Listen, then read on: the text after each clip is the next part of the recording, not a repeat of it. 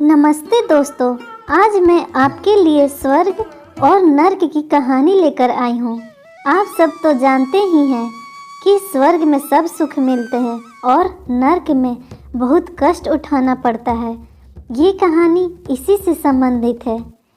एक बार की बात है, एक नगर में एक बूढ़ी माँ रहती थी जो भगवान श्री हरि विष्णु की परम भक्त थी।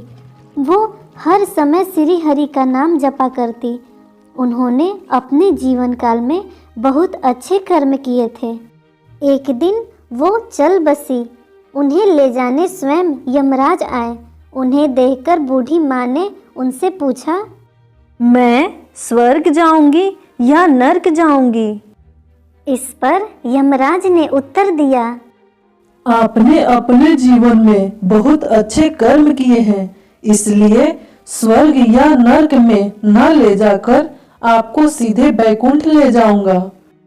उन्होंने खुश होकर यमराज का धन्यवाद किया, पर साथ ही ये प्रार्थना भी की कि मैं एक बार स्वर्ग और नर्क दोनों जगहों को देखना चाहती हूँ। आपके अच्छे कर्म हैं, इसलिए आपकी ये इच्छा पूरी की जाएगी। ऐसा कहकर यमराज उन्हें स्वर्ग और नर्क दिखाते हुए भगवान के वास स्थान की ओर ले चले। जब नर्क पहुँचे तो वहाँ सभी लोग जोर जोर से रो रहे थे और कुछ लोग जोर जोर से चिल्ला रहे थे। सब लोग दुबले पतले और रोग से पीड़ित दिखाई दे रहे थे। ये देखकर बूढ़ी माँ से नहीं रहा गया। उन्होंने किसी से पूछ लिया, आपकी ऐसी अवस्था क्यों है? शरीर छोड़ने के बाद जब से यहाँ आए हैं खाने को कुछ नहीं मिला। हमें बहुत भूख लगी है। तभी माँ की नज़र एक बड़े से पतीले पर पड़ी। ये पतीला बहुत ऊंचा था और उस पर एक बड़ी चम्मच लटक रही थी। पतीले से अच्छी सुगंध आ रही थी।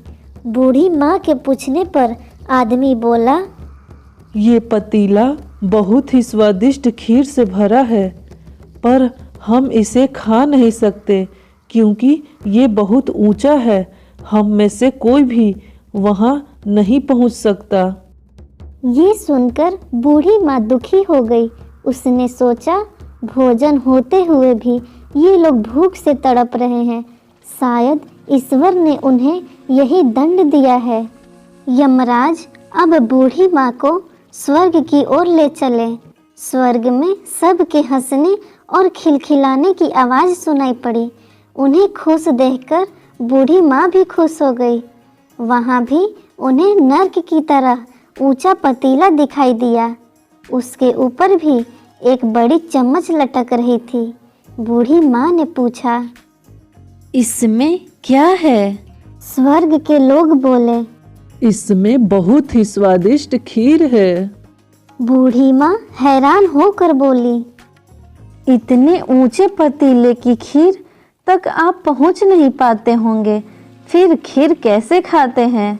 आप तो भूखे ही रहते होंगे।